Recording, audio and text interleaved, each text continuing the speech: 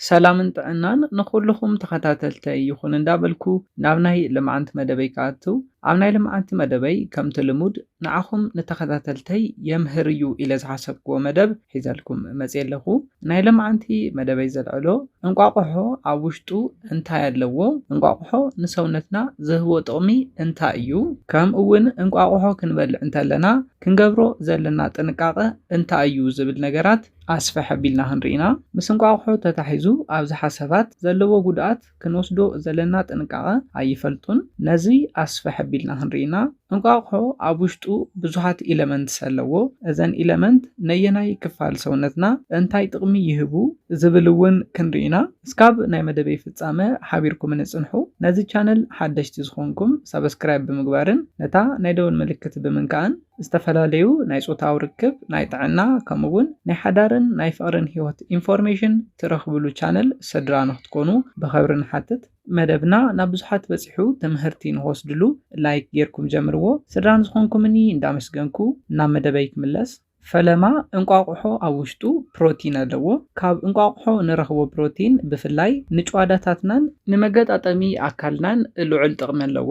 ብፍላይ ድማ ብናይ ቫይታሚን ዲ ሕፅረት ዘጋጥመኩም ናይ ጭዋዳ ቃንዛን ናይ መገጣጠሚ ኣካልኩም ሕማም ከምኡውን ናይ ዓጽሚ ምምሕማሕ ዝኣመሰሉ ጸገማት እንቋቑሖ ብልዑል መጠን የሕውይን ይከላኸልን እዩ። ጭዋዳታትናን መገጣጠሚ ክፋል ሰውነትናን ጥዕንኦም ዝተሓለወን ጸገም ከየጋጥሞምን እንቋቑሖ ምብላዕ ልዑል ጥቕሚ ይህበና እዩ።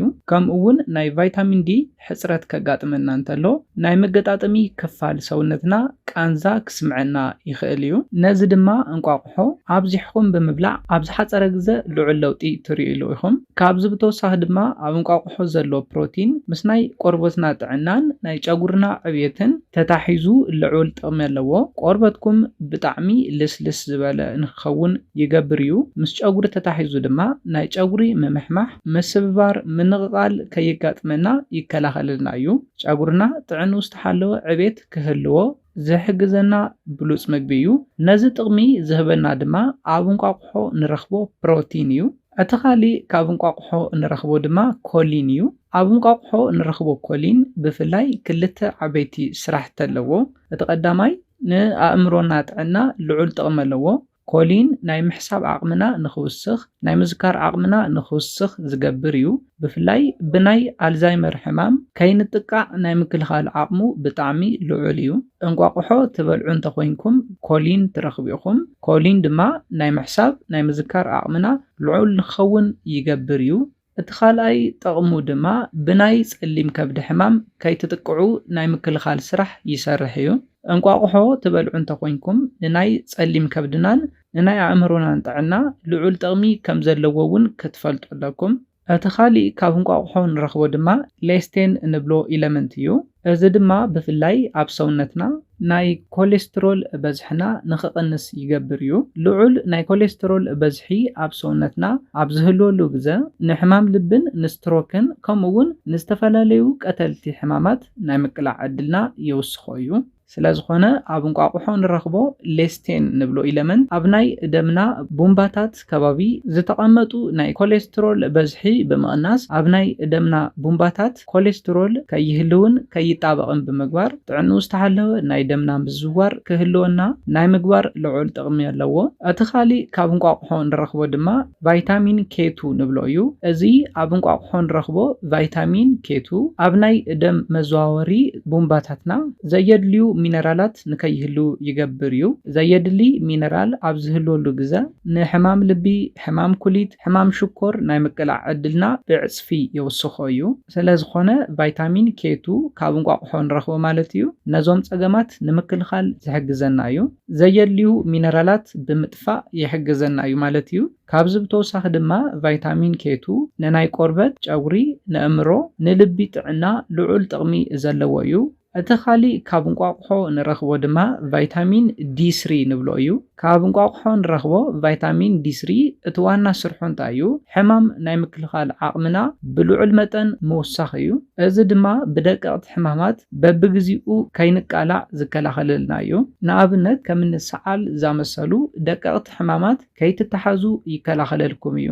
أتخالي كابن قاقحو نرخبو دما فيتامين إي نبلويو فيتامين إي نناي قربتن ناي لبي تعنان بتعمي لوعل تغم كمزلوو كتفلتو لكم قربتكم لسلس زبالة تعنو استحلون نخخون بمقبار عبزي عدمهم نخي شبشب ناي مكل خال سرح يسرحيو كم أون ناي دم مزوار بأخل متن عبسونتنا نكهلو مسناي لبنا تعنات تحيزو لوعل تغمي زهبنايو أتخالي بوانانت كابن قاقحو نرخبو دما فيتامين A እዩ فيتامين A بفلاي مسناي قربت استتحازو صقمات كم أون مسناي عيننا استتحاز صقم نمكلخالن نمحواين لعل طقم ኣለዎ فيتامين A بفلاي دما ኣብ ምሸት ሰዓት ናይ ምርኣይ ጸገም ከየጋጥመኩምን ናይ ምርኣይ ዓቕምኹም ኣብ ምሸት ንኽውስኽ ናይ ምግባር ስራሕ ይሰርሕ እዩ ከም እውን ናይ ቆርበት ምሽብሻብ ይከላኸል እዩ እቲ ኻሊ ካብ እንቋቁሖ ንረኽቦ ድማ ኦሜጋ 3 ፋቲ አሲድ ንብሎ እዩ ኣብ እንቋቁሖ ዘሎ ኦሜጋ 3 ፋቲ አሲድ ንኽልተ ዓበይቲ ስራሕ ኣብ ሰውነትና ይሰርሕ እዩ እቲ ቀዳማይ ናይ ድፍኢት ደምና ንኽቕንስ ይገብር እዩ ብፍላይ ድማ ናይ ድፍኢት ደምኩም እንዳወሰኸ ዘሸገረኩም ሰባት እንተኾይንኩም እንቋቁሖ ተትበልዑ ይምረጽ እቲ ካልኣይ ድማ ዘየድሊ ስብሒ ኣብ ሰውነትና ንከይህልው ይገብር እዩ እዚ ድማ ካብ ስትሮክ ካብ ሕማም ልቢ ንኽትርሕቁ ዝሕግዘኩም እዩ ክነጠቓልሎ ከለና እንቋቁሖ ብዙሓት ኒውትረንት ዝሓዘ ብሉጽ ምግቢ እዩ ካብ ብዙሓት ሕማማት ዝከላኸለልና ብሉጽ ምግቢ ምዃኑ ፈሊጥኩም እንቋቁሖ ክትምገቡ ኣለኩም ነዚ ምስ ረኣና እንቋቁሖ ክንበልዕ እንተለና እንታይ ዓይነት ጥንቃቐታት ክንወስድ ኣለና ዝብል ነገር ክንርኢ ፈለማ ንንቋቁሖ ብጣዕሚ ኣብሲልኩም ክትበልዑ የብልኩምን ንኣብነት እንቋቁሖ ጠቢስኩም ትበልዑ እንተኾይንኩም ሴርኩም ጥራሕ ኣብ መጥበሻኹም ምቕማጥ እዩ እቲ ኻሊእ ኣብ ብዙሓት ሰባት ዝረኣይ ጌጋ ድማ ንንቋቁሖ ወቂዕኹም ጠቢስኩም ትበልዑ ሰባት ከም ዘለኹም ዝፍለጥ እዩ ኮይኑ ግና ወቂዕኹም ካብ ትጠብስዎ ከይወቃዕኹም እንዳሰበርኩም ጥራሕ ብምቕማጥ ኣብሲልኩም ተትበልዑ ሰውነትኩም ዝበለጸ ቅድም ኢለ ዝሓበርክዎን ጥቕምታት ንኽረክብ ክትገብሩ ትኽእል ኢኹም ብማይ ኣብሲልኩም ትበልዑ እንተኾይንኩም ድማ ንነዊሕ ሰዓት ከተብስልዎ የብልኩምን ኣብቲ ማይ ንነዊሕ ደቃይቕ ክጸንሕ የብሉን ኣብሲልኩም ትበልዑ እንተኾይንኩም እውን ከይወቃዕኹም ሴርኩም ናብ መጥበሻኹም ብምግባር ጥራሕ ኣብሲልኩም ክትበልዑ ትኽእል ኢኹም ነዚለ ናይ ለማዓንቲ መደበይ በዚ ክዛዝም ካብ ናይ ለማዓንቲ መደበይ ዝኾነ ሓድሽ ነገር ከም ዝሓስኩም ተስፋ ይገብር ነዚ ቻነል ሓድሽቲ ዝኾንኩም ሰብስክራይብ ብምግባርን ነታ ናይ ደውል ምልክት ብምንካእን ከተተባብዑናን ስድራ ክትኮኑናን ብኽብር ንሓትት መደብና ናብ ብዙሓት በፂሑ ትምህርቲ ንኸስድሉ ላይክ ሼር ግበርዎ ሓሳብ ርእቶኹም ብኮሜንት ኣብፅሑና ብኻሊእ መደብ ብኻሊእ ሓሳብ እስካብ ንራኸብ ሰላምን ጥዕናን ንኹላትና ይቐኒየለይ